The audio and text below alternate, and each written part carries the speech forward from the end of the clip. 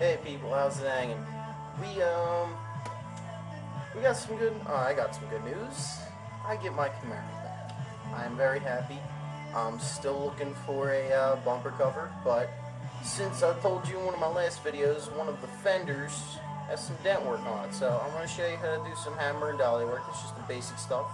So let me go show you what it looks like. So I was telling you, it had little dents here. You know, it's just nothing big. It's two little dings down here. This guy here. This little monster here. Now I've already washed it down with soap and water, and since I use like a regular car wash soap, it contains silicone in it, which is you know, not really good to do. Got a little bit of this prep spray here. Wipe it down. It's a wax and grease remover, you know.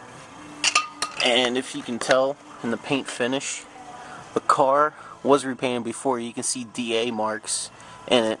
And knowing this is an old 80s lacquer finish. So I'm going to show you from step by step how to pull out these dents and how to repair it. And I would show you how to take off these decals, but one of my fellow YouTube followers wanted to borrow my heat gun. So until I get that back from him, I'll show you how to take these off. And these are the only tools I'm using for it. I mean, the real tools you're only really going to need is yourself some sandpaper, a can of filler.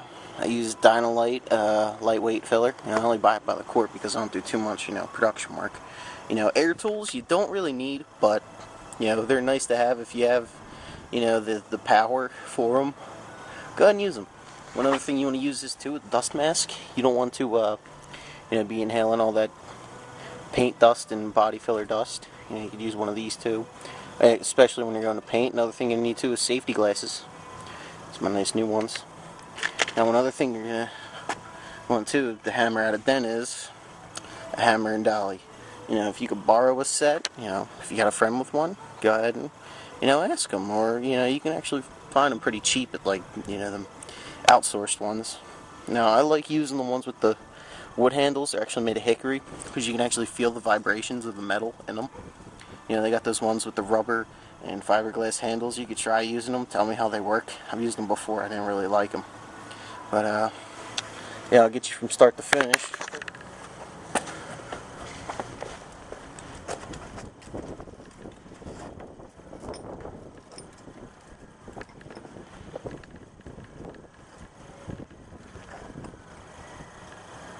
Alright, so, before you go to start doing the dent work, like start whacking away, you want to map out where the metal has been moved. And I can tell that it's up here and some in this body line. That's the one thing. If the dent's near a body line, usually that'll eat it up. You won't be able to tell. I'm using my multi-purpose dolly, you know, and a combination of my heel dolly. And you want to really just get the curve of the metal, you know. And since I don't want this stand to move, I'm going to kind of stand, to kind of hold it with me. Hammer's done out.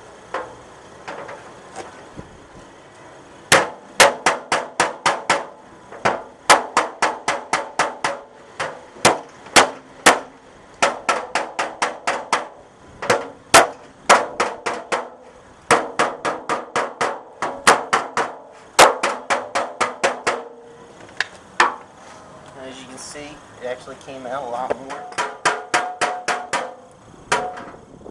Alright, so when you want to go check to see if your areas are okay, you take your grinder and you sweep across it, and you can see where it's still low, or you got a high spot, and you can tap that down and help shape the metal. This was knocked in. I had to get my flathead screwdriver and make it look, you know, I use it as a spoon dolly to knock this back out. It's pretty much just a bitch to do. But as you can see, it's still pretty dented in. You know, got a little bit more hammering to do. You know, if you're working in a garage, you want to use your light to tell where the metal's still sunk in. Like, I'll put this out in the sun now, and I'll see what is what, Now, if you look at it, you got to use the sunlight as your guide to see where it's still high, if it's low, if it's, you know, anything. So if you're looking, you got to look at your panel. I mean, metal has its memory, you know. You want to put it back to its relaxed state to where it was. As I'm looking, I'm pretty straight. Got a little dent there, and a little bit more work to do.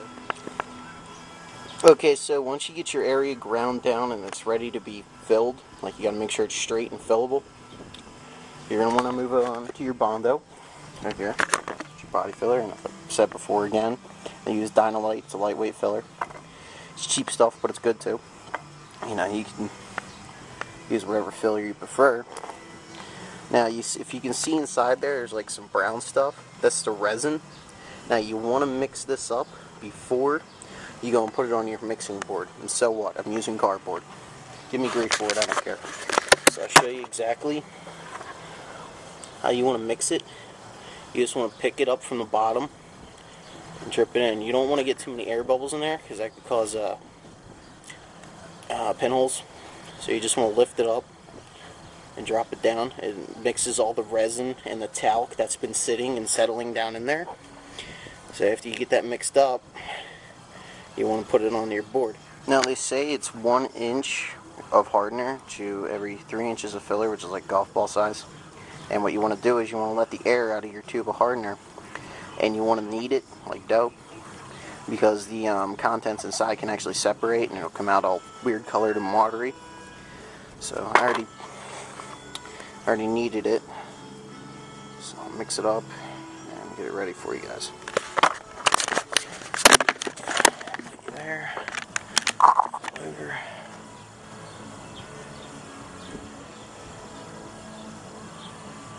About there.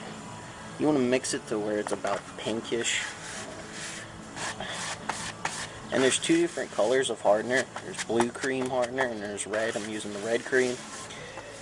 And I don't know what really, you know, there's not too much of a difference just besides the colors. So.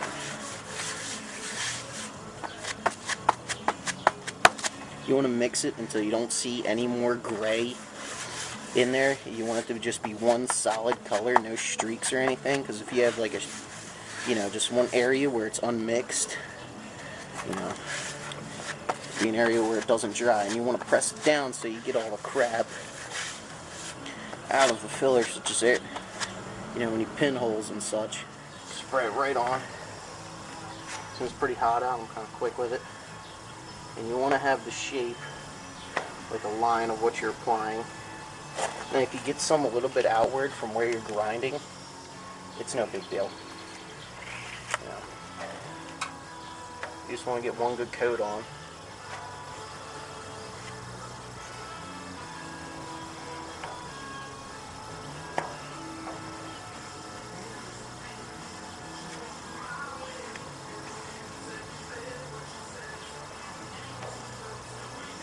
You don't really want too many lines in it either. So it stays, you know, you don't want to leave it like that all nice and dry. Alright, when you go to sand your filler, if you want to wait before it's a little bit dry, you can get a cheese grater and take it down. Now, I'm not really into using cheese graters, but, you know, I will use them sometimes. You know, one thing you can do is you can use your heavy grit sandpaper to knock it down. I'm going to use my jitterbug to take this down for my rough first coat. And I'll probably shape it a little bit by hand with this block here. You can use a sanding block like this. You pick up at your, you know, local auto parts store. They should have them. This is just a piece of board, you know. Remember one thing, the longer the block, straighter the surface. You want to sand in an excellent pattern when you go to do your filler work. Like this. You can see the little X's. Well, you can't see them from there, but you can see little X's in the finish. So, I'm using 60 grit. It's really, you know, I should be using 36 or 40.